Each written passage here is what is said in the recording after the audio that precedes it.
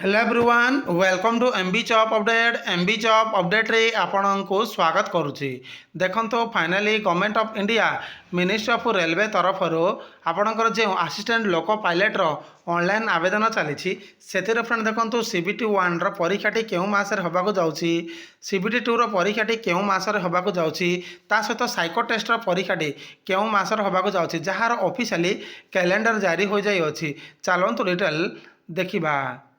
देखो तो ये हूँ गोटे ऑफिशियल लेटर जहाँकि government of India ministry of railway तरफ प्रकाशित होती जहाँकि timeline for assistant loco pilot vacancy रोचे जार फ्रेंड देखो जार सीबीटी 1 परीक्षार शेड्यूलटी रोचे जून रु अगस्ट 2024 मध्य सीबीटी 1 परीक्षाटी रोचे से फ्रेंड देखो सीबीटी 2 परीक्षाटी रोचे सेप्टेम्बर 2024 यार शेड्यूलटी रोचे से फ्रेंड देखो एप्टीट्यूड टेस्ट बा सीबीएटी शेड्यूलटी रोचे नवेम्बर 2024 रोचे से फ्रेंड देखो एप्टीट्यूड टेस्ट पर डॉक्यूमेंट वेरिफिकेशन जार मंथटी रोचे नवेम्बर कि डिसेम्बर 2024 रोचे जार फ्रेंड देखो डॉक्यूमेंट वेरिफिकेशन पर नेक्स्ट साइकिल वैकेंसी जहाँकि देखो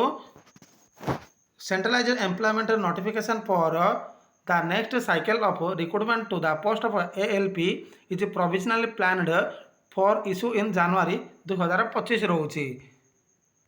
देखो जो मैंने एएलपी ऑनलाइन आवेदन करुँच जार ऑफिशियल एग्जाम मंथटी जारी हो जाई अछि। आपण मैंने जोरदार प्रिपरेशन जारी रखु फ्रेंड जार फ्रेंड देखो 1 ईयर भितर आपण को जॉइनिंग मिलवा जाऊँगी फ्रेंड। एतिकी इनफॉरमेशन थिला एएलपी टाइमलाइन को लेकिन एक इंपोर्टेंट अपडेट। तो थैंक यू।